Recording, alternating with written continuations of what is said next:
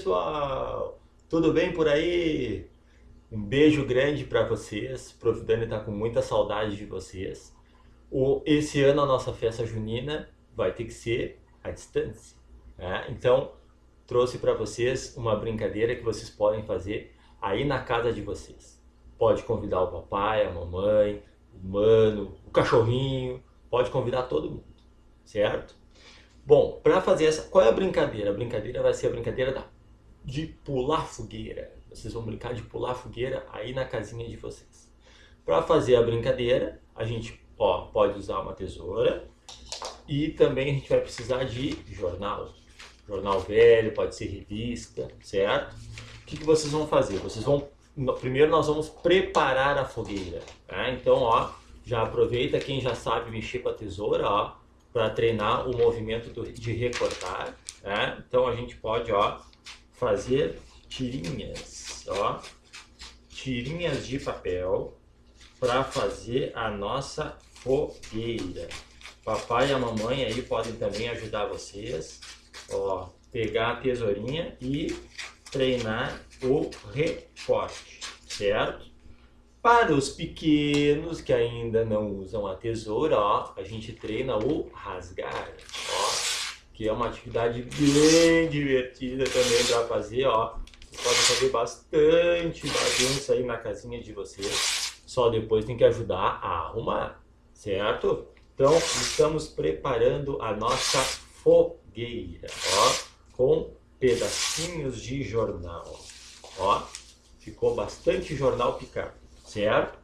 Agora, o que a gente vai fazer? A gente vai pegar esse jornal picado e vamos colocar no chão, preparando a nossa fogueira, certo? Então deixa aí a sua fogueira, bem arrumadinha. E a brincadeira é muito fácil, né? Vocês vão ter que pular por cima da fogueira sem pisar no fogo. Combinado? Vou botar a música e vou mostrar para vocês, hein? Tá bom? Prepara aí. Vamos botar a música de Pula Fogueira.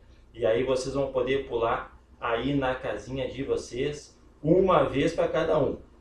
Primeiro papai, mamãe, vocês, todo mundo, certo? Vamos lá então, Tá pronta a nossa fogueira. Pulando a fogueira aí, pessoal. Pula fogueira, ia, ia. Cuidado para não se queimar. Olha que a fogueira já queimou, meu amor. Pula fogueira, ia, ia. Pula fogueira, ioiô. Cuidado para não se queimar. Olha que a fogueira já queimou, meu amor. Pula fogueira, ia, ia.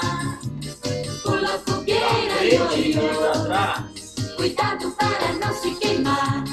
Olha que a fogueira já queimou, meu amor. Pula fogueira, ia, ia.